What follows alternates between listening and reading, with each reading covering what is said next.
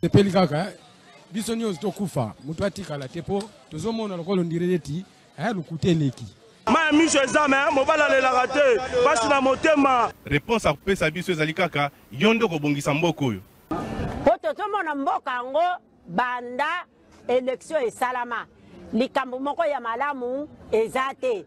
Président oyo azobukonzi soki azalaka président soki azalaka nani o toyebi te. Elo etikali ezaka batia mura na FARDC baya babakisama awa po tous les sortes ya bavoleur baza awa batie bango awa na rompanga ba te fo nane ya totanga bula fufu toromoli ya totonda te.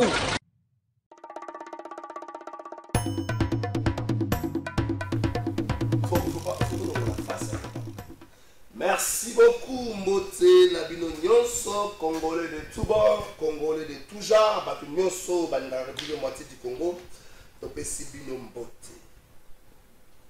Jeudi Alléluia, 25 juillet 2024, Congolais Tika spectacle, Congolais Tika futilité, Congolais réseaux sociaux, ils allaient liés à idiocité pour nous. Réseaux sociaux, ils allaient pour nous. Et si il y a partage de connaissances, partage d'expérience, mais aussi si il y a instruction. Si les loyaux, parce que ça a soi-disant un nombre de vues et béné dans les réseaux sociaux, ça va partager la bêtise et insulte, bassesse, le niveau le plus bas de réflexion humaine, ndé bazalaka na Congo, mais dans tous autres aussi c'est la Congo. Parce que ceux qui parlent ouest africain, on met qu'on veut fuir là au monde là, non, même à toquer dans le canal plus ça va ouest africain, ma chaîne à Congo, non. Bon, ça promotion, il y a entrepreneuriat, bon, ça promotion, il y a nini, promotion à Maïe. Mais ce qu'on zombi na Kinshasa, tu vas dire, banga, ngaïbou, ngaïle Jésus, cousin Maria, tant Maria, bota magawana, neka Maria, wana ndende konangaï, ngaïbou, ngaïbou. Dans tout ça, bassesse des ali makasi. Donc, au tombe la Congo, tu na Busoba, au tombe la Congo, tu na bassesse. Donc, au gagner Rwanda, na mafinga, tu gagner Rwanda, na Mayele, pe na Bitumba. Et tokoli samayele bongo to bunda. Tokoli samayele au même moment que tozo bunda. To réfléchir avant bango. To comme na capacité anticipation ya makambo. Muto avivaka na défensif minga longa raté. Zidane kout na football en balango la meilleure défense c'est l'attaque. Yo attaque ki ngonga nini pour gagner victoire. Ozo c'est la bata. Keba oriko subir. Ta on a dans ngalo ba football et belé. C'est la équipe qui va tenir le terrain. Si vous avez 5 habits, kokota. Lorsqu'on subit trop, donc on lâche, il va faire un est-ce que l'homme congolais a allé en conflit dans la nation? L'homme congolais. Est-ce qu'il a allé en conflit dans la nation? Est-ce que l'homme congolais a allé un problème dans la mboka? Pourquoi congolais trahison et zalaka makas? Trahison à Congo. Quoi Congolais il faut trahir mboka na ya keti na mouvement ya bapaya. Donc réfléchir moi bongo la émission la biso ya bokola. Est-ce que Kinshasa gestion na ye Kinshasa ils ont poussé par tout mususu te na colère. Tout ça pour justifier tes positions à bande comme mususu. Mais est-ce que gestion à Kinshasa doit pousser par tout mususu te na colère? Mbote na bino lobby aussi contre Bandeko Oyo, Batomboka contre la République, Bandeko Oyo, on a une anga, on a un complice naïe, Badan Chaloué, comment les appelle Harry Magie, on se soit Yannick Sola, Bandeko Ana Belé, Bandamoni, Bandeko Belé, on se compte à Fongama qui m'ont collé à lobby, Nangambo, il y a prison, il y a Nolo, ils allaient dans la cour militaire, car ils ont des Kinshasa. Les grands de Gombe, à Fongola qui m'a camboé dans le lobby, pourquoi n'a pas accusé Joseph Kabila vandité, Joseph Olenga pour la vandité, n'a pas sous André Cornel Lubaya validé pour parce que nous bazali wana moko ya ba proche ya Corneille Nango l'état tiaka maboko wa mena biso tiaka maboko atanga kai bato wana pourquoi bato wana bazali te la baya ba accusé to komeka mpe moi mke pour réfléchir nango finalité ya démarche o ezali nini koso finalité nango ezali nini et soki lobi tozongi na table ya négociation na bandeko suite nango ekozala nini nazonga to réfléchir ndeko moko amekaka kosala po atake mboka awa mikolo aza na Kinshasa comme un homme libre prophète ya Mukungubile 2013 attaqué Kinshasa décembre 2014 bakondana ye na bandeko na ye na bacomplice na ye tobenga Hong Kong avandi libanda Félix Tshisekedi ya ye 2020 bagracie ye balongoli mabe likolo na ye azongi est-ce que bongaki batika sanction wana contre Mukungubile po ete elongo wana makanisa moto nyonso ke lobi soko simba nduki mboka eko sanctionner finalité ya démarche oyo bazosala contre Corneille Nangaa ezali nini et soki lobi tosuki na table ya négociation tokosola na bango tokotala na ndenge nini baye tokolobela na émission lelo yango wana monsieur l'abbé Baala ozali coordonnateur ya PDDRSS oyo balongoli na ebonga na ye esika akendaki na Uganda alobi akei lisolo na ye oyo azosala sikoyo eke likolo to mosika ya mission oyo akendaki d'une manière officielle. Pourquoi le gouvernement congolais a abandonné pour rappeler que Zonga Kinshasa Yambo a sanctionné Ayoka Yepe Yambo a sanctionné. Est-ce que Ouganda Zali allié Nabiso tout diplomatiquement parlé Sengen Nabiso tout revoir relation Nabiso na Ouganda. Trois invités par cause Nabiso dans l'émission Mokola Lelo Kinshasa va ramener le Bekosale Belé aussi la team Mokolo. Mboka ekobonga bayebisinga ondire kule bolinga koto na kendaki wana te koto kuna beaucoup c'est beaucoup plus réfléchi bolinga koto boka so kota bayebisinga des ministres adeposaki démission là ondire azalaka na séminaire wana azalaki te koto moka tenenga photo nazo luka je pose la question ministre a démissionné qui azaki vice ministre affaires étrangères a démissionné koto moka tenenga photo de famille bazwaki na clôture anini ondire azalaki na bité kasala ondire azalaki nous voulons rapporter bon le cas ça va photo boti na tota soki ministre wana maman moi si wana telo bana maman moi si wana a démissionné sur Kazalaki Brael Boussa et bah ça on benga Brael Boussa bon ça on tacha ici Boussa yo wana Brael Mouya ça on benga Brael Boussa le Brael Jalicia Boussa comment on benga éternel ministre oumeli na gouvernement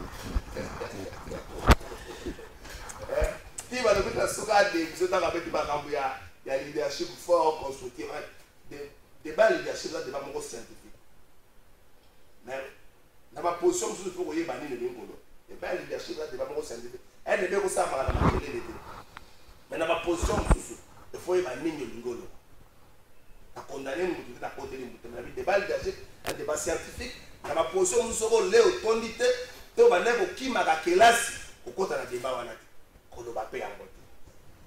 qui a démissionné, au moins la maman première ministre, qui a fait parce que le cadre était purement scientifique. Tout le monde a dit que l'exercice, il y a une équipe, pour nous arracher sauver. Il n'y a pas de salé là. Séminaire, il y a deux jours pour le pays, banani, il salé les cobomba, bino la Congo. Il y a une équipe, mon conseil spectacle. Vous savez, nous avons beaucoup de musique qui dit. On a des musées qui nous beaucoup plus dans l'administration publique que dans Banzela. Donc, fanatique ne voit député Moura Yabisanga, non, Avanala, la Sunda, la Munga, la Nagadelis, la Mitelga, ou projet à Mokota Malonga, ma casse de spectacle. Pour cette activité à $1000, on peut si 5000 na média pour payer pour ça. Donc, vous pouvez la pression Mbote mingi ndeko Kalafa et puis na pesi mbote na ba ko débatteur na nga mokolo lelo. Non, Jean-Lucien Boussaza Malamo. Il continue toujours son travail parce que les lots l'impression Naebisio Jean-Lucien Boussa donne l'impression c'est comme si le ministère du portefeuille est outil botama.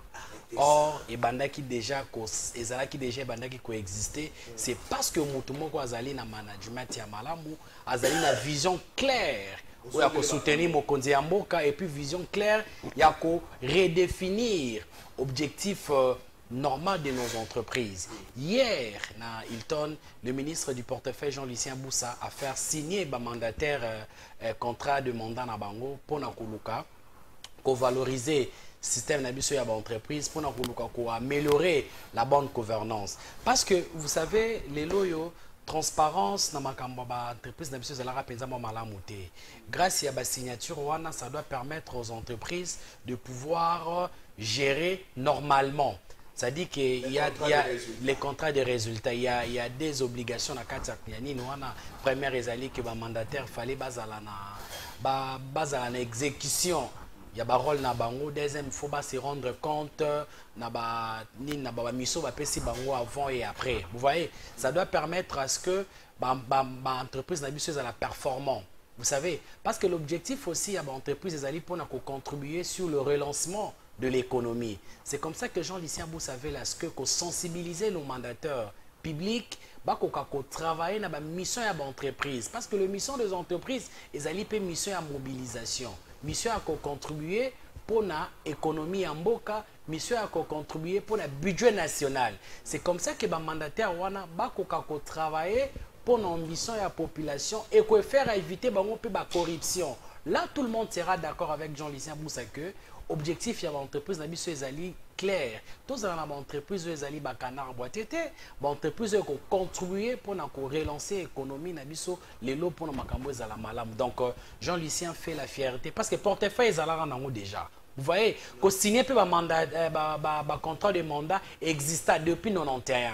Mais c'est Jean-Lucien, ça dit que c'est ça, les gens pensaient que expert ou à qui n'a commerce extérieur, il ne pouvait plus le faire au portefeuille. Mais à cause de ça, parce que déjà, comme on a paradigme ou posé dans le portefeuille, donnez Jean-Lucien Boussa 2 ans, vous allez voir que nos entreprises aujourd'hui, aux entreprises, il y a mobilisation. On aura des entreprises qui vont contribuer dans le budget en Boka. Et puis, le peuple va se retrouver à Kolinga, qui ont des entreprises qui la charge pour la République. Donc, Jean-Lucien Boussa, ce qu'il a fait au commerce extérieur, il continue toujours à Rosala Yango. Il y a même des mandataires qui pensent qu'on dirait portefeuille Botamisika. Il fallait voir l'engouement. Oui, c'est là qu'il y a Hilton Lobby. Ça, on salue toujours que le travail d'un ministre oiseau soutenir vision à mon Kondiambo, qu'ils vision encore relancer. Mboka nae économiquement et à la force. Merci beaucoup Ndeko Brel Mouya. Bon, j'aime pas trop. En fait, comme une phase, je suis devenu critique envers mon pays, vous allez élever en rang et habilité, surtout mon pays, vous avez bon contribuable congolais. Beaucoup n'a commis ça mon compte, mon compte, n'a commis la moi, pour banque, tous les banques ont un résultat. Les résultats est là déjà. Tous les banques ont un résultat. Ndeko Jean-Paul Kazamba à FCC. C'est rigolo, faire très attention à FCC. Mobilisation sur le terrain, l'opération sous-marin, ça va. Tous les pères d'opération sous-marin, ça va. C'est pas il va foutre pour mobiliser partout. Pendant ce temps, par exemple, il y a des personnes qui sont en ACA, na ACP, à tonton Gobila, au soin des paysans moins béné pour la pression. Merci Ndeko Trésor, merci à Bako débatteur, tous en Bango Awa, je fais Bango Longunia. Na banza ndeko osaki mo obaki mo eloko moko débit awa na mo pende kwa lobi yango o etali makambo ya leadership. Lorsqu'on parle de leader azali moto qui fait la l'adhésion de la masse, qui a la masse derrière ce qu'on appelle un leader. Lorsque ndeko lycée alobaki makambo ya leader visionnaire éclairé avant la raison. Kota la moko na biso ndeko trésor tozo kende wapi. Parce que lorsqu'on parle d'un leader visionnaire, ça doit être un révolutionnaire. C'est-à-dire que mon tronc est azul beaucoup, c'est-à-dire que naïe pour na sala boye. Quand on a des combos, ça te parle. C'est comme ça. Non, quand je parle de vous, dans Ndengeni, ezali que les lois toza to perdre boussole. Toza leader ou azali visionnaire te, ou azali éclairé te. Toza nous marchons à tâtons. Quand on a des par exemple parce que peut-être dans côté na moi parce que Zarel comment tozo lobela. Quand on a la guerre à Est. Est-ce que vraiment nous avons un leader? On peut parler d'un leader visionnaire dans Nenga Tatoué tout ça à Est Lelo. Donc pour Nangaï Ndeko Moussa Azagi na raison parce que Nabiso Makasi, il y a Makasi dans Mboko. C'est une crise de leadership. Et puis ils ont le Banamike, Makbakolo, tout nous le dit à longueur de journée. Merci beaucoup. Likambuya portefeuille et sikande de quoi lobby na kanisi. Et ça actualité, ça va de l'actualité. Na nenga zo makambo omoni soki mutu eza kopola nyoso ebeba kaka.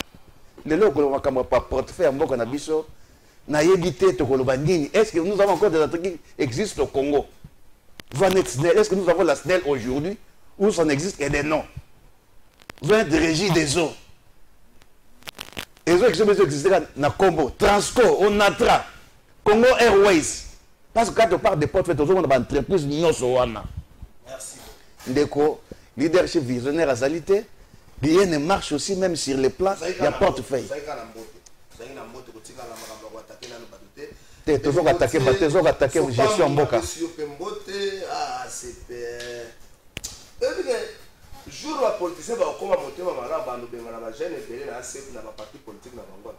Tant que ngobila la gouverneur, tant la bilenge na bazo kota na parti na. Faut tant ngobila za kuna na régie. Tant ngobila la gouverneur, bilenge baza ko se pulmoner. Il ne jure que sur la tête de ngobila. Ngobila wabiso, ngobila bolingo, ngobila mwana Maria, ngobila koya ka mukongo na sete. Mais awa kaka wa ngobila longwe. Akomine na sena kuna moya ka bakaso mbongo papa mbade kwa ka komine kama programme. Batu ba longwe na parti wana, batu ba kimi, batu ba salini ni ngobila wana. Ah ngobila tikali mwane tike. Ah ngobila mawe. Batu zaita ngwatindi fachi na fachi beto na beto ba ya la bana susta. Potala na volume ya nani ndeko na ngomena kanani. Gaston Perez tango ngobila na fachi muto boka usa voili kola. Beto la beto. Ezaki Gaston malongwa. Ndeko continue à faire sur Mbote Ndeko Kalafai, le grand journaliste. Je suis de ceux qui défendent les valeurs. Lorsque na kati ya ngobila zana ba valeur, azana esprit ya loyauté, fidélité et biso ba gotio toi toujours batoyo, toi loyal et fidèle. Et le mot lobia wa tana personne en bote na plateau, kulut nanga Ndeko Brahet, kulut na plateau. Omoni Jean-Thierry Bilambaka, dont je salue en passant, reste imperturbable. Attirez-moi en étiqueté. Il a des gens derrière lui, il a toute une masse. C'est-à-dire que dans un parti politique, volontairement, on peut quitter aussi librement. Donc il n'y a même pas de débat. On continue au côté qui, au bimo de ACP, nous continuons. Des stratégies et l'avenir deviendra meilleur. Mais je voulais dire une chose de Gokalapa. Au moins, inégalité, injustice. ACP, Alliance des Congolais progressistes, est victime d'une injustice. Mais non, est-ce qu'on peut imaginer le parti politique ACP, deuxième force politique à Villa Kinshasa? Par principe, il y a partager des postes. ACP doit avoir soit l'exécutif ou législatif. ACP pour ça qui ça. Mais ça dit partage on a écarté ACP à côté, ils ont mis selon leur volonté. C'est une injustice que nous dénonçons. Deuxième injustice. ACP a 12 députés nationaux. Par principe, on doit avoir un ministère national. Tout un ministère était. Et bon ministre de la culture. Non, ACP est. C'est-à-dire que cette injustice, il y a déjà des mauvaises foi. On va pousser Ngobila à la côté du président de la République. C'est-à-dire que nous volontairement tika président de la République. Mais lui dit non. Je dois travailler avec le chef de l'État. Je reste loyal et fidèle parce que je sens en lui une vision. Au moment où le leadership, nous sommes des ceux qui ont de tableau de parce que nous avons estimé qu'il a humilié le chef de l'État dans une place publique. Vous avez dit au début, lorsque vous gérez la chose publique, il y a des propos qui au cours de la place publique. Vous ne pouvez pas dire que depuis 1960 jusqu'à ce jour, il y a un problème de leadership dans ce pays. En réalité, celui que vous avez nommé n'est pas un leader. Par conséquent, il va partir pour laisser la place. On n'a pas un leadership éclairé aujourd'hui. Qui a donné cette brèche? C'est Méjean de Seboussa. Il est ministre des portefeuilles. Nous ne pas les portefeuilles qui finissent dans le et vous laissez comme ça avant dit. Et lorsque Moussa Ouya ministre manque de vision, depuis 1990 aujourd'hui, ça dit que le chef doit frapper à tout moment. Il reste le chef, il doit frapper. Est-ce que le chef est là la colère comme tu? Non, le chef, moi je l'ai. Il se comporte à papa. Non, je vois que le. Non. Exactement, je comprends que le chef de l'État, c'est un père. Il a les soucis de pardonner. Mais à un moment, il faut mettre le beau qu'on a mis ça. Est-ce que souci à mon tour dans plus la vie d'avant de réunion, c'est même Braille pas intéressant. Est-ce que souci à mon conzi à l'attitude à mon conzi à pardonner, par contre, si vous profiter dans l'autre, on va ça la mot comme abbé. Voilà. Nabi qui est une thématique au côté dans le dossier. Moi, j'ai sali la décision du chef de l'État. Révoquant monsieur Jean Bosco. Ça, c'est ça l'autorité. On ne joue pas avec le pouvoir. Lorsque quelqu'un veut toucher même les cheveux à pouvoir naïo, il faut l'écraser. C'est ça la force d'un leader. Merci beaucoup. Donc c'est ça que je voulais dire pour conclure ma première intervention. C'est que il y a des gens aujourd'hui où ils vont soutenir Mokozamboka sans aucun intérêt. Mais nous voyons d'autres personnes qui bénéficient plus de 5 ordonnances présidentielles. Mais à vous critiquer, non, manque de leadership éclairé, manque de leadership visionnaire, et on le laisse comme ça. Merci beaucoup. C'est un regret pour moi. Aïe, aïe, aïe.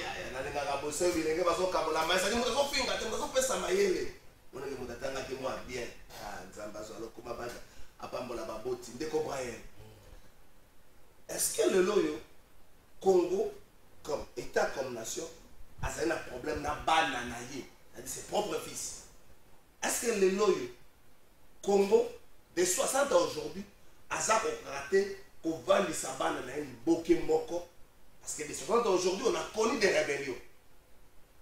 60 juste après l'indépendance, on a connu des rébellions. Jusqu'aujourd'hui, on a des rébellions. Est-ce que le Congo a kokate pour vendre sa banane na une boké moko avant de rentrer dans ma caméra procès? Une minute. Vous savez, c'est le 45 secondes, oui. 15 secondes, donc 2 minutes. Vous savez, à un moment, nous devons être responsables et surtout quand on fait des genres de débats. On fait un débat politique. Les débats politiques sont des questions scientifiques. On ne peut pas analyser. Oui, donc il faut analyser la question, il y a politique, tel rôle, la question, il y a football. Là, je voulais un peu répondre Maître Gauthier Soupambou quand il dit que il y a des gens qui soutiennent le président de la République pour n'avoir pas intérêt. Vous voyez? En fait, que soutenir le président de la République, c'est aussi faire sa vision. Vous voyez? Gentini a géré Ville Kinshasa. On n'a pas senti la vision du président de la République et pas Gentini Ngobila. Sa façon de gérer Ville Kinshasa. Ngobila Tiki Bafoulou. Ngobila Tiki insécurité. Vous comprenez? Mais regardez entre Ngobila et Jean Lucien, qui soutient le président de la République pour que le président de la République a bâtissé la ordonnance. Dès que Gauthier, je vous dis, le président de la République a bâtissé la Kaboussa sous ordonnance parce qu'il a compris qu'il est parmi des gens au bazo comprendre vision nae malamu. Qu'on soutenir Moutezali karaté du fait que non, naza fidèle nayo. Non, il faut ça la makambo mokondiazo senga. Ce que Jean-Lucien Boussa fait aujourd'hui, ils allaient vision à Mokondiambo, ils allaient vision éclairée. Vous savez, relancer nos entreprises aujourd'hui, ça posait un problème depuis 80 jusqu'à nos jours. L'entreprise Azala qui canard boiteux. Aujourd'hui, il y a un fils au Azali congolais. Azala Makila le rôle à Bisso. Mais il fait des exploits. Il a fait ça au commerce. Et puis il fera aussi au ministère du portefeuille. Ambitieux Azali à transformer nos entreprises. Mais quand il dit ici que non, quelqu'un qui parle de leadership, je dois dire ici, je suis politologue en formation. Vous savez, les mots leadership est allé emprunt de management. En politique, on ne parle pas de leadership. Vous voyez? Pour ça parler, on a un problème de leader. Ça s'est défini sur le plan subjectif. D'un groupe, il y a bateau, bazo, c'est-à-dire que le Congo a un problème de leadership, oui. C'est-à-dire que quelqu'un, il y a un individu comme Félix Tshisekedi. Félix, il est président de la République. Il n'est pas une personnalité politique ou gère un parti politique. Parce que les leaders, on les trouve dans des partis politiques. Aujourd'hui, le président de la République ne fait pas partie d'un parti politique où on peut caractériser le président comme un leader politique aujourd'hui. Le président, il est le président de la République. Vous voyez? S'il faut parler, vous sentez que Maître Gauthier, il m'a fait peur aujourd'hui. Après, c'est un peur. Le problème, il y a 1960 jusqu'à nos jours. dans un dictionnaire, leadership, un terme après à l'anglais définit la capacité d'un individu à mener ou à conduire d'autres individus ou organisations dans le but d'atteindre certains objectifs. C'est un apprend. C'est un apprend. Et anglais, oui. Ça dit management, un peu tout ça. Et ça, concept politique qui était. Oui, oui. Oui, oui. En une minute. Oui. Est-ce que le Congo a un problème avec ses fils? Non, non. Des 60 ans aujourd'hui. Le problème, il y a. Non, non. Le problème, il y a Congo et Zali, problème d'ambition. Vous savez, même nous, cette génération, j'ai comme l'impression qu'on n'a pas les ambitions de gérer le pays demain. On n'a pas des ambitions, on n'a pas de politique ambitieuse. Parce que ceux qui n'ont pas ambitieux comme des Lumumba aujourd'hui, parce que Lumumba n'a pas construit, building. Lumumba a laissé penser politique aujourd'hui. Tout le monde parle de Lumumba. C'est ça l'ambition politique. C'est ça qui manque aujourd'hui. Est-ce que la classe politique congolaise aujourd'hui, que ce soit l'Union Sacrée, que ce soit le FCC, l'opposition, ils ont porté quoi? Regardez même toute la élection. J'ai comme l'impression, c'est comme si on n'a pas de parti politique. Mais Tozali n'a pas de parti qui attrape tout. Ça veut dire quoi? Tozali na ba bato yo, peuple landaka le leader, mais tolandaka ba penser na bangote. Yebisa ni loko nini maître Gotsa zolandela ngobila. Yebisa nga pensée politique en ngobila zali. Boussa c'est un auteur d'un binôme aujourd'hui. Il parle d'une classe politique des élites. Il est comme quelqu'un qui a porté. C'est ça même l'espoir. Quand on parle de Jean Lycéen Boussa, on sent qu'il y a une classe des élites. Les élites stratèges, les élites gestionnaires. C'est ça l'idée. Il faut, moi j'appelle aux jeunes ou la jeunesse congolaise, tout soutenir un leader, c'est parce qu'il te donne de l'argent, parce qu'il est ce qu'il a habité, parce qu'Azali n'a pensée politique. Boussa le loge incarné par l'esprit de Lumumba. Il a ça en lui. Ndeko Kalafai. Boussa c'est un Lumumba, l'incarnation de Lumumba. Ce qui est en Afrique, ce qui est dans le monde, c'est un Martin Luther King. Ça c'est Jean Lycéen Boussa. J'ai laissé pour ça, n'a pas mis les autres. J'ai laissé pour ça, pas nous sur la situation, mais regarde ce qu'il a fait au combat, portefeuille. S'il vous plaît,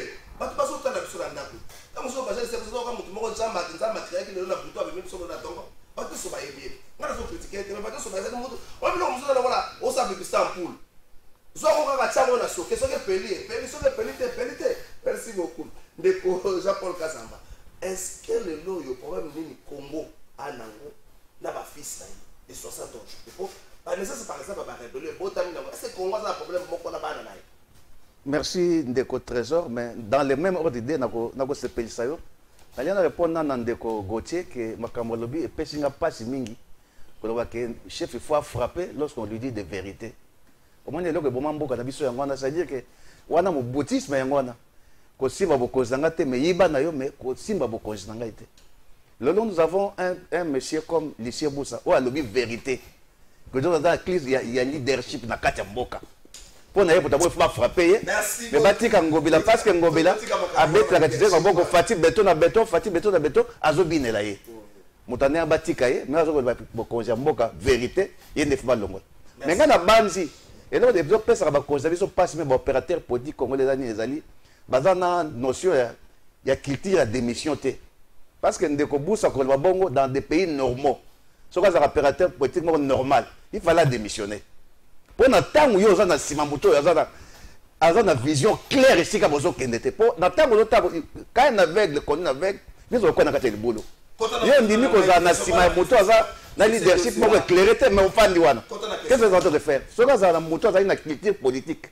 Il aurait dit démissionner. C'est ça la culture politique. À quoi vous travaillez dans le nous avons vu si c'est que dit à quoi vous travaillez parce qu'il y a mon vision au bout et ça n'a pas été merci beaucoup. Ça la thématique de la question là.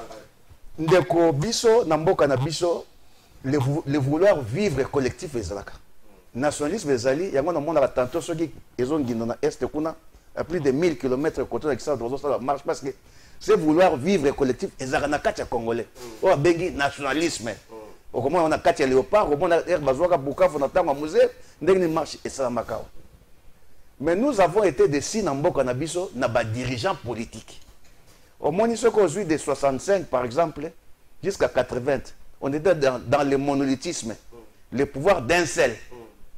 Donc, il y a une injustice, mais il y a une injustice politique. Parce que dans Katia Mboka, il y a ce qu'on appelle des chances politiques et des chances économiques. C'est-à-dire il y a des gens aussi qui doivent avoir les chances politiques, c'est-à-dire que ceux qui ont tiré de candidature comme député, ils vont voter en Agobima. Mais tout le monde a une attente au bout de Zaki qu'il a donné quand même au peuple chance économique. Vie Zaki Malab. Mais chance politique, ils n'étaient pas dans le monolithisme, le pouvoir d'un seul. Moutoumousou va manifester intention de comme président de la République. Moutoumousou a la facilité de comme député. On avait des députés ou des commissaires du peuple, mais nommés. N'est pas si Mboka Nabiso et Banda wana tizo kobaka tilelo. Mboka Nabiso problème à ma casse tout dans le mona. Les gens changent de fusil d'épaule parce que dans la science tout système politique comporte à lui les germes de sa propre destruction. Mboka Nabiso lelo ndeko o tozo ko vivre lelo ezali ba dirigeant politique bazo ko pesa sa population bengi chance économique té pena politique té en même temps. Ailleurs, ceux de dans Libye par exemple. Libye, le peuple libyen n'avait pas les chances politiques.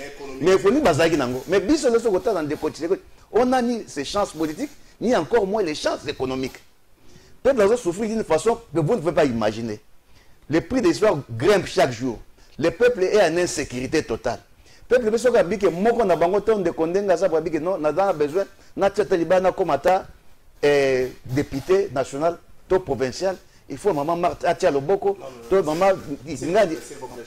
Tous ceux qui sont les autres dans la carte d'actualité, mon frère. Nathan, vous avez un boye. S'il vous plaît, s'il vous plaît. Les gens passent mingi. Les gens qui ont tous ceux qui ont carte la carte, il y a tous ceux qui ont Mboka. Tout le monde côté. Mais la politique, c'est pas comme battre dans mon côté. S'il vous plaît, il y a bateau basé la carte, il y a basé actif la politique, la bateau basé l'activité. Il y a des lobby bongo, ndeko trésor. Tikangai na loba. C'est la liberté d'expression. Et donc la politique, et donc la politique. S'il vous plaît. Qui vous dit qu'ils ne sont pas actifs? S'il vous plaît, ça vraiment dans le côté. Problème est allé Yangoana. C'est-à-dire que les chances politiques sont réduites. Nathan, par exemple, il y a qui libère pour comme député, ma bimité. Mais on a soit ça campagne, mais toujours que Azagi nommé. Oh, bah voter qui m'a joué à Gossani. Il risque de changer de fusil d'épaule. Parce que ce ne sont pas des choses que nous encourageons. Mais ça, parce que chacun, le frère a dit que les peuples qu'on n'a pas. Les peuples ont des ambitions, mon frère. Quand je parle de la jeunesse, je parle de la vieillesse aussi. Tout le monde doit avoir des jeunes, des candidats députés, tout le monde y ils ont des ambitions politiques. Mais nous, on a vu aussi beaucoup de jeunes qui ont été déçus. À sa campagne, à sa libre va voter, mais comme vous limitez. Mais à sa campagne, et aujourd'hui, et même les reconnaissent aussi dans la catégorie sacrée, que certains ont été nommés. Alors, bilo quoi bon de côté, parce que j'ai apparence que les autres vont inviter là. Au moins, plus que les invités. Ça, c'est une remarque peut-être. Merci. Donc, c'est ça. Merci. Donc, c'est-à-dire que Bisso, Namboka, Nabiso, Leloyo, ceux qui ont une chance politique et économique, ils ont réglé. Attends, l'on veut dire que Kangi Nanga Boye, Nanga Moussa Botama. Ceux qui ont une chance politique, parce que la seule façon, il y a dans la démocratie, ils allaient par élection. Mais ceux qui ont élection, comme élection, une parodie électorale. Bateau va s'en monter, mais il y a mon nez, pas ça. Bah vous changez fusil d'épaule. C'est ça le vrai problème. Même question Panayo, problème du Congo, de 60 aujourd'hui. Est-ce que injustice sociale, est-ce que répartition équitable, la richesse Yamboka, est-ce que le problème du Congo, pour ce bien en termes de rébellion, il faut que moi, mais ils ont continué à faire Ndeko Nangaï Kalafay, merci. Nanga rebondi, dans même tas d'antenne de OPC Ndeko. Moi, je pense que Ndeko est un politologue en formation. Il devait d'abord finir cette formation pour qu'il puisse intervenir. Aujourd'hui, il y aura une cassure entre l'ancienne classe politique et la nouvelle classe politique. C'est-à-dire qu'aujourd'hui, dire en public que les jeunes n'ont pas d'ambition, c'est grave. Donc c'est-à-dire que même lui-même qui est politique à la formation n'a pas d'ambition. Donc même vous, Kalafa, dont le peuple vous donne confiance, vous pouvez accepter ça, la plateau qui est ambition. La jeunesse a des ambitions, il y a ma casse. Peut-être, il faut dire que ces ambitions-là, elles sont étouffées par les grands. Que le grand accepte qu'une nouvelle classe est mata pourrait permettre que tu aies une nouvelle vision. Et cette nouvelle vision, on doit accepter pour que tu aies. Parce qu'il est difficile, la nouvelle classe politique que tu as mata, tu dois accepter par le monde. Lorsque les grands n'accepteront pas que nous sommes mata. Là, on a besoin de mise au point, maintenant recadrer Ndeko, s'il te plaît. Ndeko, moi je vous informe que si votre autorité morale, dont même l'idéologie que vous voulez soulever au maîtrisé en côté, c'est-à-dire que vous avez des difficultés parce qu'il est nommé 5 fois ministre. Mais dans un bilan positif, déjà laissez vous ça. Est-ce qu'il peut faire un seul bilan comme ça serait? Exact. J'essaie de palper les actifs, déjà laissez vous ça dans un côté sérieux, dans mon unité. Mais dans mon actif, il a réussi les mandataires publics à Hilton. Et j'ai fait le calcul à Hilton, le coût, il y a paye à Hilton. C'est le trésor public qui est en Sibi. Et c'est ça qu'il appelle un modèle pour la République. Je ne crois pas. C'est-à-dire qu'à un moment, lorsque vous voulez dire dans la télévision, il faut en la limite. Nous avons une pensée. La pensée que nous avons, de vouloir vivre ensemble. Sinon, nous allons mourir aussi ensemble. C'est-à-dire qu'aujourd'hui, on doit faire un effort d'être unis pour que nous, on a besoin d'être. Mais lorsque sur le plan interne, nous avons des fissures, Gauthier Lingi, Kalafa était, Kalafa Ligotier était. Lorsque ma Kalafa, un jeune qui va me Gauthier, Kalafa accepte. C'est ça qui tue le Congo. Parce que Gauthier a des efforts, réfléchis bien. On est toi au Sangana pour que tu me efforts en Likolo. Alors, il faut ces efforts de Bengaï. Lorsque Kalafa a chité, c'est ça le Congo. Or, nous, la jeunesse, au Mata, nous devons faire un effort tout à la fil. C'est-à-dire que nous avons Mata, on a fourmi, tout Tongambo Kanabiso. Aujourd'hui, je pense que ce qui se passe dans Bokonabiso, il est inadmissible de voir un Congolais, des pères et des mères, Assim Mamondoki, Aboma Congolais, à côté du pouvoir. Alors que nous avons pris la conscience avec c'est pour que tout ça, une unité nationale, une cohésion nationale. Mais aussi, il faut accepter que certaines autorités qui gèrent les différentes villes, il faut pas le là injustice, pas inégalité. Le loyo, la ville à Kinshasa. Ça veut dire que, du fait que Ngobilambaka a géré la ville, lorsqu'il y a un nouveau gouverneur qui vient, il doit faire les tabous la rasa. Tout ce que Ngobila fait là, qui comme Azam n'a pas été, et Azaza diable. Or, ce n'est pas ça qu'on gère la République. Au coup, tu me dis que qui pas mal. Là où il y a le bien, vous prenez. Là où il y a le même, vous mettez à côté pour que tout avance. Mais lorsqu'on dit que vous voulez rejeter, c'est ça qui amène l'échec. Les loyaux, là où tu as à zéro. Or, au coup, tu as un Zando. Je dois chercher les moyens pour que Nassili Sango. Au coup, tu as Lengesa, 6,5 km. Je pense que je vais faire l'essai pour que tout bongisa. Les loyaux, na Kinshasa, tout le monde a les loyaux, qu'est-ce qui se passe? Sauf qu'il y a différents coins, il y a vu la Kinshasa. Tout le monde a battu transport, battu les belé. Vous demandez? Si comme maintenant je demande, na côté na taxi, moi na outil pardon, bon permettre na outil magasin na boulevard. Na mati na taxi na moni, chauffeur a sali tout. A balou qui a payé 2000 francs, a payé 500. A payé 500. A payé 500. Maintenant je me demande na tout mon chauffeur, c'est pour na ah, ce qui baisse c'est bimi, ma ba kangezate. Vous trouvez cette moralité à une nouvelle classe politique. Merci beaucoup Ndeko Brian, Ndeko Jean-Paul Kazamba, Ndeko Gauthier, pour la lobby procès, début à procès, il y a Corneille Nanga, Naba Complice Naye. Quelle lecture faites-vous? Il y a procès Wana, mais aussi, à toute façon, ça va comprendre la finalité de la démarche Wana. Merci beaucoup Ndeko Kalafai. Nalingi avant na kota pesa ngata mukena ko rencontrer. Oui. Na sentir juste agitation à plateau.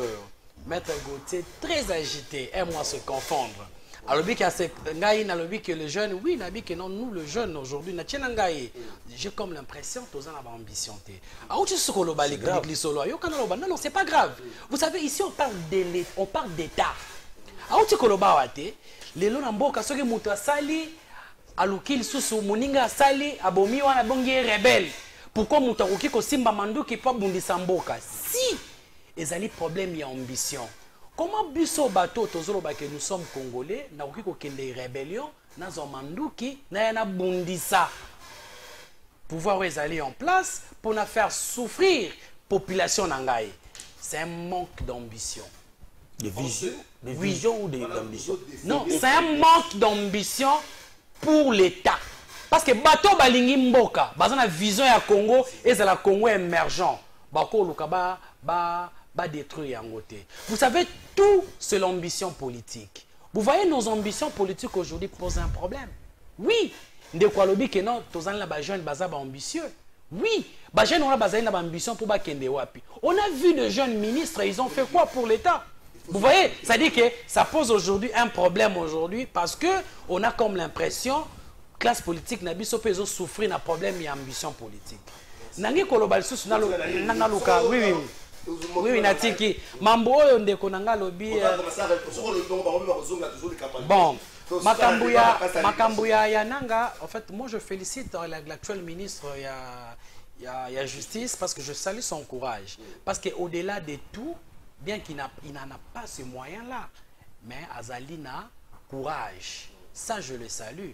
Maître Azali, avocat, Ebi, Azali va procès mon quoi en contumace. Oh, il fallait pour démobiliser la motivation pour rejoindre la rébellion parce que ça commence à prendre de la mode aujourd'hui.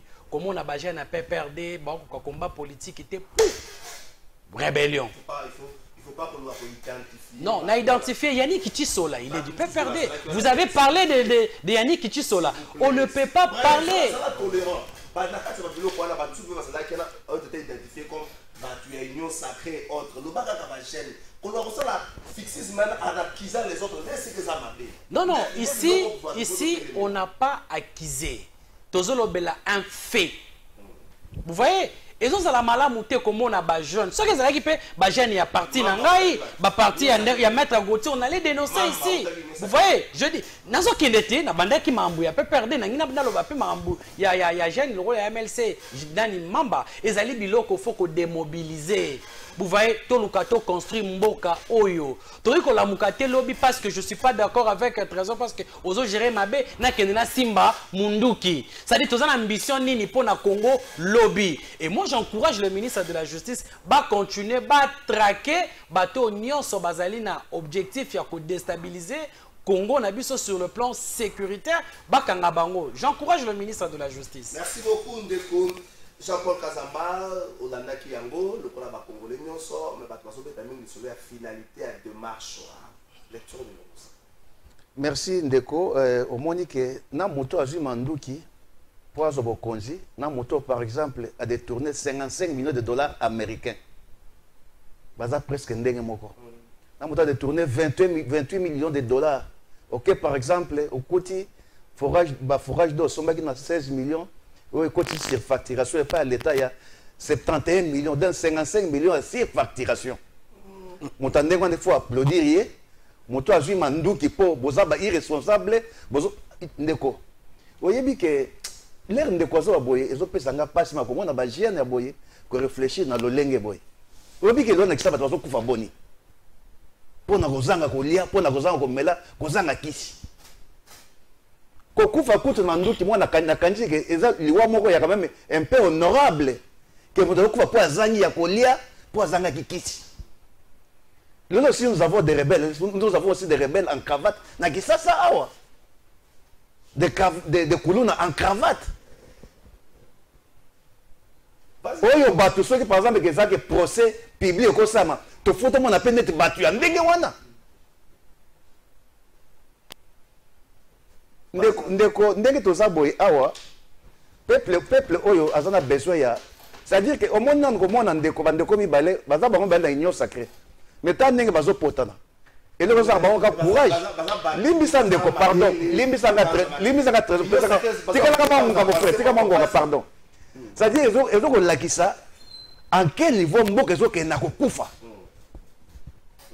ndeko so akadina mona ki ya perdre mais soko ke na lubero mutu moko ya CP azali candidat député lelo azana nanga balakisa ki to mona ki na ba réseaux sociaux et puis ils sont nombreux parce que ezali kamuke mboka ezo kende vai lelo peuple congolais, mon frère, trésor, les lois, on a besoin.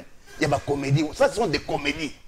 Ah, et ça, comédie, il y a Mouzoba. Oh, peuple, c'est-à-dire que, c'est-à-dire que, les lois, peuple congolais, on a besoin, ayokake, de côté, il y a juste Bonagana. Au exemple, il y a rébellion, ça fait 2 ans. Peuple congolais, on a besoin, ayokake, toujours, ça fait 1 année, il y a rébellion. Ah, ça a besoin d'un procès bidoté qui n'aboutit à rien à minute. Vous avez dit que Ngaï Ndeko Trésor, Constance est un ami et frère, n'a bien bientôt sur la mingi. Les autres personnes n'ont pas si mingi, c'est comme si Azangi va dossier à quoi traiter. Oh, nous avons beaucoup de dossiers qui l'auraient dit traiter, oh, peut-être que nous avons bêté ma boue l'élo. Parce que l'élo, le procès, on a au Kangela Nanga Wap. Na minute dans notre zaboué. Mais bon, on a trésor public, ça gagne à moi la net. Et ça va façon on a bango pour nous ça bon na caisse à l'état pour poser bon que me belé. Ndenge ça na bon que bimi belé. Pour na procès wana. Merci. Et ça pour na bongo mais ça pour na peuple té. Yo mona ki procès à 100 jours et ça maka awa. Ndeko ya ministère de la justice, nous avons un ministère de défense. Oui, zalinde modiamvite ça wana idps. Tout peuple ko bo senga na za mona yo ka ke lelo yo. Ba repli stratégique et si mais l'armée commence à avancer et ça va récupérer ma mboka. Merci beaucoup. Pendant ndeko oyo so ba constat motamba peuple ko na besoin à mona. Ba dossier etika la fou. Oyo peuple la yeba tenant na bodisa na ngote et joie esika likama bengne tiram. Merci. Likama na bengne tike mutawiti ko 55 millions de dollars américains. Balinga ba kangaya bimpe akepoto asomba mabanda kuna ya kozonga pa yibiki bakosa ile côté. C'est ça le procès que le peuple a besoin. Mais ça besoin de procès mon communauté, il y a qu'on distrait peuple. Pour ne rien gagner finalement dans ça. Merci. Alors que jusque là Moutongoana, il est toujours patron quelque part. Merci beaucoup Ndeko Jean-Paul Kazamba a rappelé que le peuple a poussé à procès. Bidote. À se retrouver. Lecture dans le procès, mais pour Jean-Paul Kazamba, la finalité dans cette démarche elle est nulle. Non, Ndeko Kalafa, il faut réfléchir, marque Oyo. Et réflexion encore suicidaire. Alors que la République connaît des choses, il y a ma casse, où il y a un cannabis qui est agressé, ils ont interpellé les Congolais, même les Congolais, pour qu'ils soient sanctionnés. Vous dites que comédie. Non, c'est grave. C'est grave. Je n'ai pas été d'accord avec vous. Aujourd'hui, les pays connaissent des problèmes très sérieux. Beaucoup de moyens sont mis en place. On n'a pas aux armées pour qu'ils soient bunda. Pour que Kimeko dans la partie Est. Et l'histoire politique nous renseigne que l'agression de la partie Est est bandit de l'OT. Le chef de l'État, pas plus tard qu'hier, a encore rappelé, encore devoir l'obité, à négocier dans le côté, il va mettre tout en jeu pour que la paix revienne à la partie Est. Mais là où je ne suis pas d'accord de Kalafaï, scientifiquement, je suis paix. Ma candidature est vendatée. Mais pourquoi le ministre Constant Moutamba a qualifié le procès par contumace? Pourquoi il a qualifié ce terme-là? Hein? C'est là où, scientifiquement, je demande à son cabinet de revoir. Le droit congolais, le jugement par contumace pose un problème exaté. Parmi les différents jugements, autant que le droit congolais, je est belé, mais par contumace. C'est-à-dire c'est un jugement où quelqu'un a une audience à télémi. Les gens vont prononcer sur naïe à se soustraire. On appelle ça jugement par contumace. Dans la cour d'assises. Donc, je pense que le ministre va faire le nécessaire à revoir cet état de choses. Mais de Kalafaï, qu'on sanctionne Batoleng Markewana, parce que ils allaient exemple à suivre pour que les autres balandate. C'est un procès purement pédagogique pour que Bandeko, oh, va qu'on la rébellion de Konangaï. Aza Congolais, nous avons mis les moyens en place démocratiquement pour que Kota, président de la République, ce qu'on a, nous tous nous avons des frustrations. Mais pas frustration que ma biso tout qui n'a rien, tout ça mando qui va tout moment. Nous avons les moyens légaux pour revendiquer que na lingi président félicité, dans 2028, n'a postulé. Venez convaincre le peuple congolais que nous voilà, je voudrais briguer les mandats après 2028, mais aussi Mamando qui, comme Mamandeko, ce n'est pas bien. Ce procès Neko Kalafaï, c'est pour le peuple congolais base à la paix éclairée. Merci.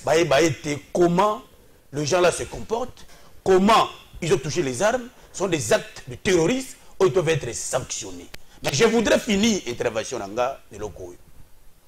Mais comment ça fait-il la trêve humanitaire qui a été déclarée entre le mouvement M23 et Bisso du Congo pendant les premières 2 semaines, pour respecter RDC à respecter. Mot d'ordre des États-Unis. Deuxième semaine, il y a une prorogation, M23 a respecté TT. Et le même M23 qui a bombardé les lieux des réfugiés. Sur le plan international, on ne peut pas toucher les lieux des réfugiés. Et une résolution des Nations Unies. Mais si nous ne refait qu'à la fin, il n'y a pas de sanctions. Mais ceux qui m'ont une résolution embargo. Merci beaucoup. Bonjour, madame le vérité procès de Nanga. C'est plus question de la justice, mais plutôt de l'injustice. Lorsque Jean-Pierre Bemba Mbosso, Roubert Waboussa, qui de ces gens-là n'a jamais utilisé les armes, Mbosso, contre ses propres fans. Aujourd'hui, ils sont récompensés au rang de ministre. Alors, si vous voulez parler de la justice, commencez par ces gens-là. Pouvez-nous réellement votre justice contre les tueurs des peuples congolais? Merci, Ndeko Darius Mougan.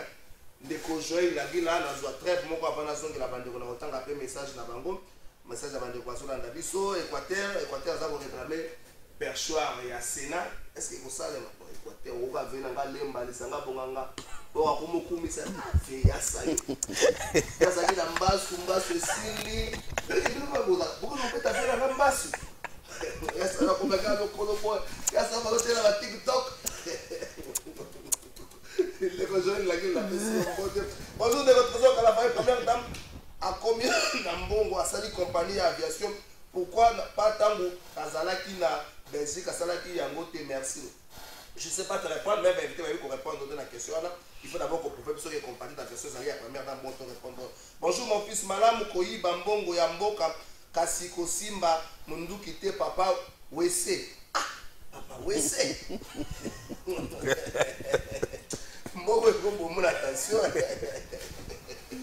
Ndeko Joël, il a dit la Équateur, il a réclamé Perchoir et Assemblée nationale. Bonjour, monsieur Kalafa, laissez plus de temps à des invités. Tu donnes plus ta position en parlant que tes invités. Non, récalquant, je peux sans les mains. Ça va bien, comme ça, Simbi Ango.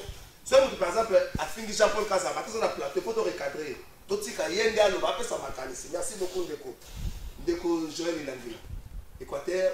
Bazola terre baza ko réclamer par rapport à partage ndenge Congo central a joué l'espace soit il faut les jouer dans les sous-azur président de la République dans l'espace à Kassai Équateur baza ko réclamer perchoir ya Sénat mais on dirait aussi mbamwa terre ko yokanisa te ko soit les pompiers ko weleli bozo suka na ndenge nini makanisi na yo. Merci Ndeko Kalafai, merci na balando nyonso ya Congo Web. Et puis bako débatteur nangai ndenge to vandi awa Équateur to boite ke e réclamer perchoir ya Sénat mais banani bazo réclamer perchoir ya Sénat eza bateau baza na qualité te ça c'est de un bateau bazo réclamer wana d'abord bainda zo réclamer ngote bainda zo réclamer perchoir wana te problème ezali ya bandeko na biso ezali ke soki bomoni bosalaki na époque ya nani ya musée na noté ya Mobutu bokeye pa musée bokeye pa ya Joseph Kabila sikoyo ba entrée ya makasi ezali so pa Félix Tshisekedi te bolingi bo humilier Équateur boko malokola ba mentoliste ba vio bazo réclamer wana babandaki liboso ko réclamer Jonas Mukamba akoma président ya Sénat na Équateur, oui.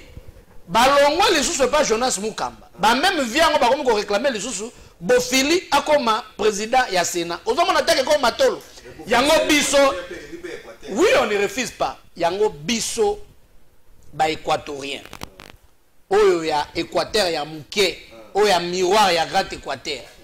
Tolobi peut te réclamer que chef de l'État akokisa promesse na ye ya kopesa mwana mboka Sama Lukonde. Soki tolobi bapesa Sama Lukonde pourquoi? Ndeko landa, omoni ndeko wana Sama Lukonde azali na ba qualité moko supérieure. Azali moto oyo akorenir population nyonso. Azali moto oyo azali na probité morale irréprochable. Azali moto oyo ako rassembler population nyonso pe azali moto oyo akotia pe na niveau à Sénat parce que Sénat ezali place à massage Sénat ezali te que balokoti yo bozana expérience moko te outi place mo boye o diriger bato na niveau à Sénat non mais biso population Équateur tozo réclamer que tango bakopona mwana mboka Sama Lukonde parce que yé azali na leadership éclairé pe azali moto a ko déranger pouvoir te pe a ko vandisa leadership ya Sénat malamu a causal tozana besoin membre moko ya bureau azala pe équatorien on a souci na biso mais na niveau à présidence to seng na chef de l'état pe ba membre ya présidium ba désigner mwana mboka Sama Lukonde a diriger Sénat parce que azali na probité morale irréprochable on a biso be équatorien tolobi te ba équatorien o ya diaspora ba équatorien non tolobi ba équatorien o ya ba diaspora te po ba équatorien belé baza ba diaspora ba komba kutwa te bato ba délégué nga ezali jeunesse pe notabilité ya Équateur ezali fort notabilité te notabilité à Kinshasa te mais notabilité ya bato bazalaka na Équateur donc pona biso na présidence ya Sénat toponi Sama Lukonde pourquoi aussi toponi Sama Lukonde parce que Guy Luando aussi il est un équatorien oh aza derrière Sama Lukonde il est un grand leader ya Grand Équateur aza na sima Sama Lukonde yango biso pe population Équateur tolobi que non ba pesa Sama Lukonde pour rassembler bato nyonso pe à respecter la vision ya chef de l'état mais ndeko katinga mbangu parce que makambo ezali merci beaucoup est-ce qu'il y a tâtonnement dans les Cambotali question de l'Est na Paris à Kinshasa ndeko Jean Bosco Bala au ba longo na musala côté ce papa le faut ba longolé chef de famille le boko na mesa et pour ngaki to ndimaya zonga to yokaye ya moto sanctionné.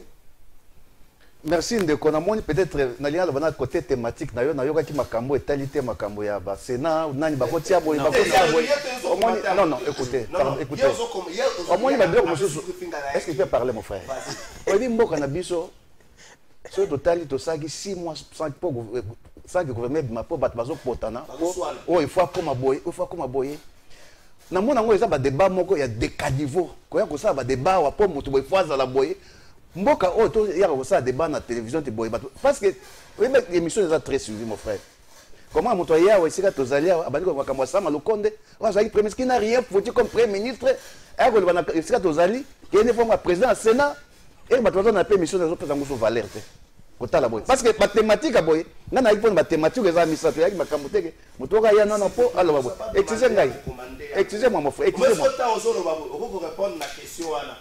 Vous répondre la question. Ça fait très mal au cœur. Au moins, quand on partage un gâteau, mboka ngo ya mezo kendaka. S'il vous plaît. Mais oui, mais il faut nous recadrer parce que le gâteau Zali. Il n'est pas là sur le plateau. Vraiment. Bon, merci. Allez-y, mon frère. Ok. Eri otuningai tâtonnement ezali ya makasi. Uta ebandeli. Yo moko zo mona ndeko tseke na guerre est, azwaki EAC, ti ekomiso EAC EACT azui Uganda leo ko bimake yango nde ezape na côté ya force ya nanga et consort yango nde babengi tâtonnement likambo ya ndeko baala nga namonaki ordre de mission ezaki signé par ministre de la défense Modiamvita on a signé avec Guy Modiamvita comme il a signé outre ba mission ba pesa ki na lobby hein kobima na ye muta signé ordre de mission na ye ezali vice-ministre il y a défense. Le ministère de la défense fait partie de ce qu'on appelle des ministères régaliens. Eux sont rattachés directement à la présence de la République. Là, au moins, nous sommes plus de 100 millions d'habitants. Et ça, c'est que nous sommes des idiots. La Bimisi, Ezaki, à Kennedy, il y a un ordre de mission, un gouvernement. Et pas n'importe quel ministère il dépense. Eux, c'est le ministère régalien du gouvernement. Alors, ce qui est pour nous, makambo simité, bon, la paix, c'est ça que nous appelons le tâtonnement, c'est ça que nous appelons le manque de leadership éclairé. Donc, ndenge toza boy awa ndeko kalafai, ndenge toza boy. Na linga na zo mo makambo zo banga ya justice. Pas de soutenir le bananga peut sauter sur ligne. Problème toza nango makasi awa, tozana ba dirigeant moko ba yo distraire peuple. Merci. Bazo sakana peuple congolais. Merci. Olandi ngai nga na lobby te ke nazo sala apologie ya rébellion. Mais bino bo sala apologie ya ba détournement te. Na pas besoin moi moto azui 55 millions de dollars. Merci beaucoup. Nazo tamwa na kisasa awa. Merci. Ne moto de wana nde lingi Congo. Merci s'il vous plaît. Nde wa de akena est nde yenda za ennemi à Congo. Merci beaucoup Ndeko Gauthier. Non, je pense que besoin ça peut être ba idiot. Merci beaucoup. Est-ce qu'il y a pas... Nous sommes des idiots. S'il vous plaît, pas de termes forts. Mais c'est vrai. S'il vous plaît, pas C'est de vrai. pas de termes forts, s'il vous plaît. Est-ce qu'il n'y a pas de tâtonnement de la part de Kinshasa? Est-ce que Kinshasa a pour définir clarté position face à certaines questions liées à la position dans la guerre d'attrition? Pourquoi pas Kotika, M. Jean Bosco Bahal aille à Kinshasa avant qu'il y ait sanction? Pourquoi on dit que sanctionner, va sanctionner Bongo? La crainte des alliés qui ont zonga sous tétoye va fêter ni oya sola de la peau. Ndeko Kalafai, merci. Au moins, nous sommes d'accord avec le ministre de la Communication, Patrick Moyayango. Ça dit que vous êtes parmi les gens au petit peuple, Maman Tebela Bandi, à côté de l'émission. Mais là, c'est la briefing na yewana. Mais voilà. Ça dit qu'aujourd'hui, nous voulons que Maman Atekama Tembele, Ndunda, à comprendre que Jean Bosco Bahal, il est qui? Il était parti faire quoi? À Sali Angote, et on a sanctionné avant à Kinshasa. C'est ça la communication, où il y a proximité de la population. Ce qu'on a, on a gloire à Dieu. Mais je voudrais aujourd'hui éclairer aussi lanterne. Au monde, ceux qui va pêcher, s'il y a un ordre de mission, ils auraient bien identifié. Il y a des services qui sont attachés au président de la République, dont les secrets ne peuvent pas fuiter. Il faut faire très attention. Et si M. Bahal Jean Bosco, qui a été aussi révoqué dans ses sacs, il a malédiction, il a révoqué. Il a révoqué dans ses sacs, il a révoqué dans la PDS. Donc ça dit que il faut s'amener la paysanne. Parce que, comment vous avez bénéficié d'un ordre de mission? Parce que jusqu'à présent, est-ce ordre de mission est officiel? Si le ministre de la Défense a un ordre de mission, avec des missions bien précisées, peut-être qu'il y a qui concerne la mission, dans le lingo batinda qui était, il y a conscience logique. Et il faut sanctionner. J'ai fini ça pour ma détournement. Au monde, nous devons reconnaître une personne. Aussi, parmi les personnes de valeur. Le détournement qui se passe dans Mboka, tous ne sont pas d'accord. Moi, je ne peux jamais Gauthier défendre un détourné. Je ne peux jamais accepter que Mouteko détourne Mboka. Voilà pourquoi mes salingeti. Je salue.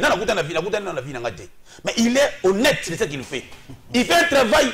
Il y a ma casse qu'on dénonçait ma mihibi, mais aujourd'hui, il devient un homme à battre.